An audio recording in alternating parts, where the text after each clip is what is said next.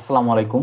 আপনারা হয়তো অলরেডি একটা নিউজ খেয়াল করছেন। নিউজটা হচ্ছে এনসিপি এবং জামাত একটা জোট গঠন করতে পারে, নির্বাচনী জোট। এখন নিউজটা কতটুকু সত্যি অথবা কতটুকু মিথ্যা আমরা তো বলতে পারবো না, কারণ এনসিপি অথবা জামাত কেউই এখনো অফিসিয়ালি কোনো ঘোষণা দেয় নাই। বাট একটা ধারণা করা যেতে পারে যে আসলে কি এনসিপি জামাতের সাথে জোট গঠন করবে কি করবে না। এখন এনসিপির হাতে হচ্ছে তিনটা অপশন আছে। একটা হচ্ছে বিএনপির সাথে জোট গঠন করা, একটা হচ্ছে ওরা নিজেরা হচ্ছে একটা জোট বানানো অথবা নতুন একটা দল গঠন করা, যেই দলের নাম হচ্ছে এনসিপি থাকবে। বাট বাকি যে দলগুলো আছে যেমন আমার বাংলাদেশ, মানে এবি পার্টি যেটাকে বলে, তারপর হচ্ছে রাষ্ট্র সংস্কার আন্দোলন, আরো অনেকগুলো আছে, আপ বাংলাদেশ, এই সবগুলো মিলে হচ্ছে একটা দল করবে। ওই দল করে এনসিপির নামে হচ্ছে দলটা পরিচালনা হবে আর কি, এবং মার্কা হচ্ছে শাপলাকলি থাকবে। ওইটা করতে পারে। আরেকটা হচ্ছে জামাতের সাথে দল গঠন করতে পারে। মানে এই তিনটা অপশন আছে, ঠিক আছে। এখন বিএনপির সাথে দল গঠন করা সম্ভব না আপাতত। কেন? দেখেন, অলরেডি কিন্তু বিএনপি তাদের চূড়ান্ত তালিকা প্রকাশ করে দিয়েছে, ঠিক আছে। এখন মনে করেন যে এনসিপি চাইতেছে যে 30টা আসন, ধরে নেন 30টা আসন। এখন যেই 30টা আসনে বিএনপি প্রার্থী দিবে, ওই 30টা আসন তো অলরেডি বিএনপি করে ফেলছে, ওদের প্রার্থীদেরকে দিয়ে ফেলছে, তাই না? এবং বেশিরভাগ আসন হচ্ছে ভাই ঢাকার মধ্যে। এই যে এনসিপির যে বড় বড় নেতাগুলা, তাদের আসন হচ্ছে ঢাকার মধ্যে। তো ঢাকাতে বিএনপি অলরেডি প্রার্থী দিয়ে দিছে। এখন কারে তুইলা কারে বসাবে, আর একটা ঝামেলা হবে, তাই না? দ্বিতীয় যে অপশনটা, এটা হচ্ছে ওরা নিজের একটা দল করা। এখন ওরা নিজেরা দল করলে পারে 300 আসনে প্রার্থী দিতে পারবে কিনা, পারবে, এটা নিয়ে একটু ঝামেলা আছে।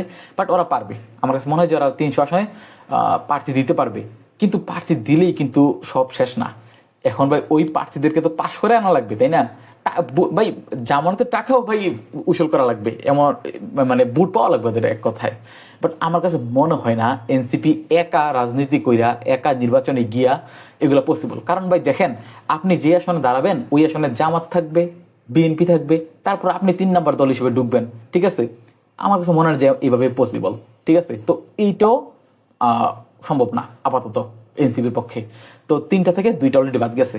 আর আছে একটা, এটা হচ্ছে জামাতের সাথে দল গঠন করা।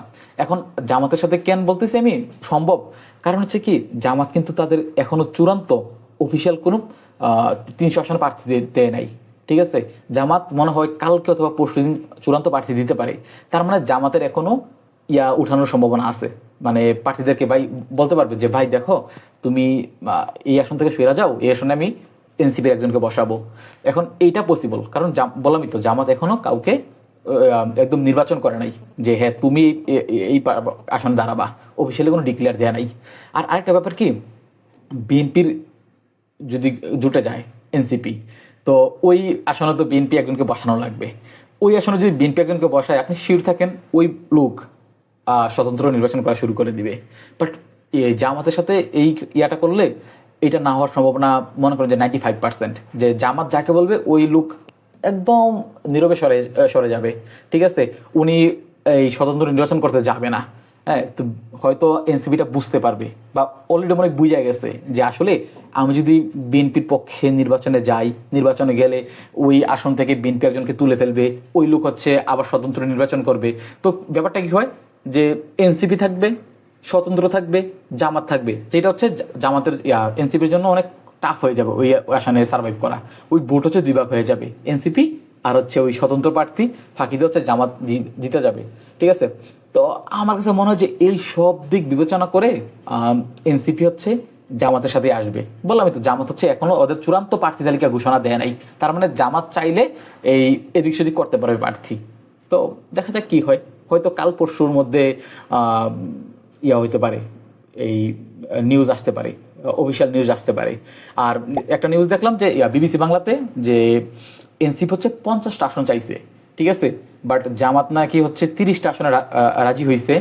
তো আর আচ্ছা, এনসিপি আর একটা শর্ত দিছে জামাত, যে যদি তোমরা করো, এই আমাদের থেকে 30টা আসন নাও, তাহলে কিন্তু তোমরা অন্য কোনো আসনে প্রার্থী দিতে পারবে না।